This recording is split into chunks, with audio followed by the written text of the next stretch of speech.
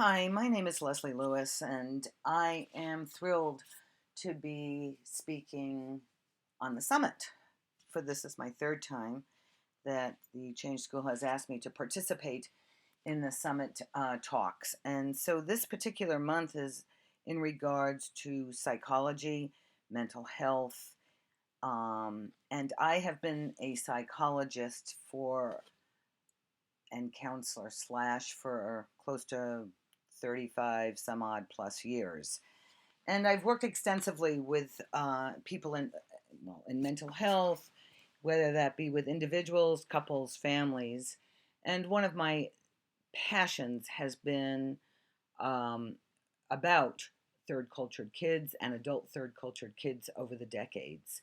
And I also have two adult grown up sons that were TCKs and are now adult third cultured kids.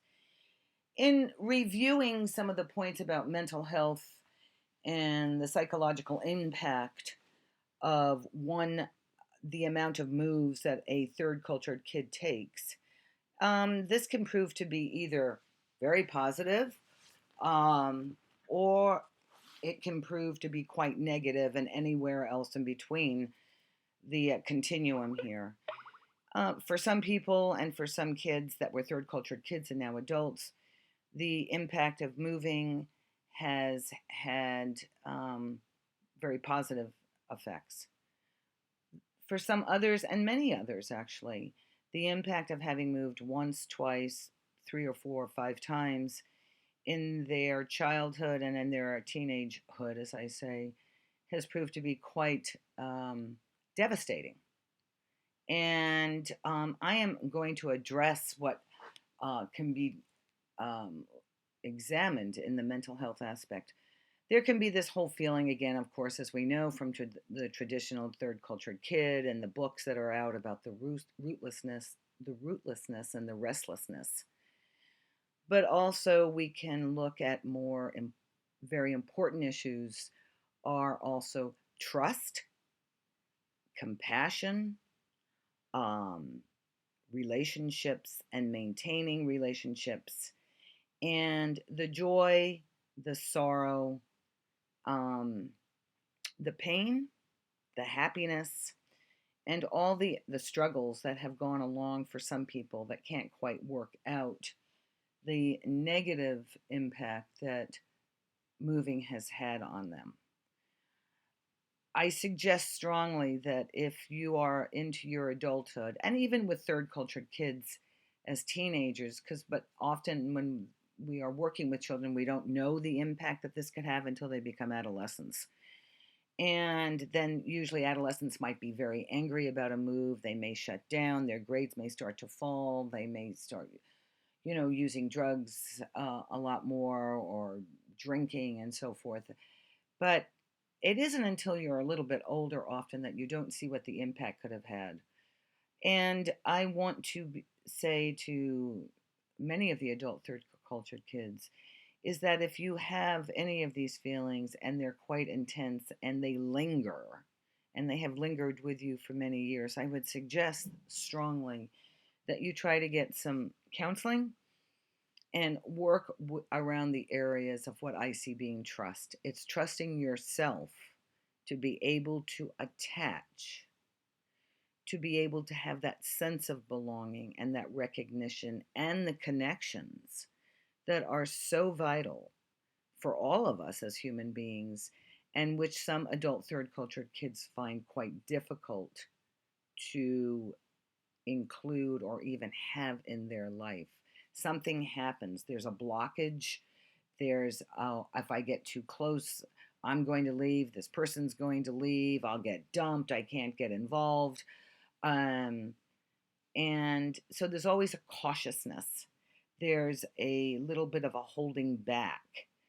And as I said, in working with so many adult third cultured kids, if you have any of these characteristics and some of the others that might be trailing you, to please, one, look at yourself and say, I may need to go talk this through. I don't want to have to live with this for the rest of my life. I would really like to make some changes so I do have that, again, that sense of belonging. that connection, whether that be at work, whether that be in relationships, whether it's a primary relationship, whether it's with friends, even my family, my nucleus family, um, and any other activities or areas that you're involved in. This is a way of taking care of yourself and going to talk it through about what the impact it was to have moved so many times, or even once or twice at a significant point in your life, that has created some of these ongoing challenges that you may be encountering. I think, in other points, of course, I would strongly suggest that you involve yourself in adult third cultured kids, um, Twitters, Facebook, connect with other people that have lived this lifestyle. You are not the only one, and there is a real strong wonder. And it's wondrous that you have this sense of belonging. And there are many people out there in the world, in the global community, that are very much a part of your life. Make that connection. They are going through many of the issues that you might be going through. And this is a great way to take care of yourself and become healthy. It's important that you have a healthy mental and emotional, physical life that will then be able to lead you into a more fulfilling lifestyle. So, again, the connection with adult third cultured kids throughout the world. Again, there's websites. There's so much going on in this area now. It's wonderful. So there, you can do that. You can do lots of reading. I'm still a big person when I'm working with clients that they keep a journal.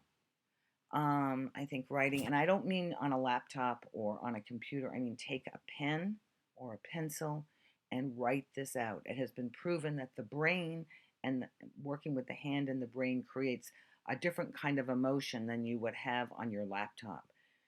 Write out your feelings every day, jot down notes, think about, what is this feeling that is lingering? What is it really related to?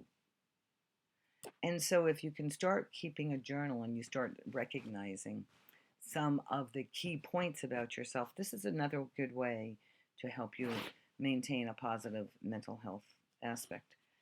I also think that reading many books and many different topics, um, maybe you need to go back. Another point that I have really addressed with other people is to go back to where, if you can, I mean, not everyone is able to do this, but to go back, go visit some of your old haunts that you were living in when you were growing up. That can really